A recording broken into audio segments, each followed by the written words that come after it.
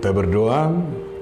Kasih karunia dan damai sejahtera dari Allah Bapa dan dari anaknya Tuhan Yesus Kristus menyertai kamu sekalian. Amin. Salam saudaraku, mari kita merenungkan firman Tuhan yang tertulis dalam kitab Yohanes 1 ayat yang ke-9. Terang yang sesungguhnya yang menerangi setiap orang sedang datang ke dalam dunia. Alainung ngamadok ro uju itu portibio panodang nasi tongi namano dangi nasa jolna. Demikianlah firman Tuhan. Saudaraku, judul kita hari ini adalah terang. Yohanes Pembaptis yang diutus Allah untuk menyaksikan terang yang sudah datang ke dunia ini, agar orang-orang percaya, agar orang-orang yakin bahwa Allah telah datang ke dunia ini melalui terang. Siapakah terang itu yang dikatakan itu? Itu firman. Terang itu yaitu Yesus Kristus.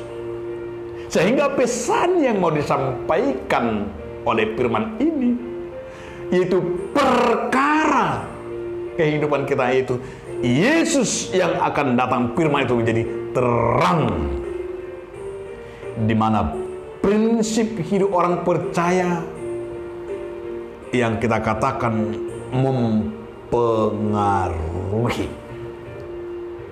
Jika tidak ada terang, dunia ini penuh dengan kegelapan.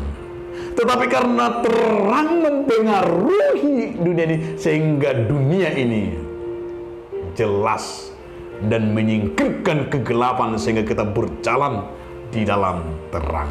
Artinya saudara-saudaraku, kita sebagai anak-anak Tuhan, firman Tuhan itu harus bisa mempengaruhi. Jangan dipengaruhi.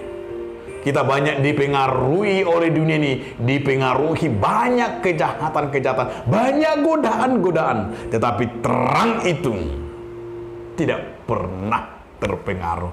Tetapi terang itulah mempengaruhi gelap, sehingga bisa kita berjalan dalam terang.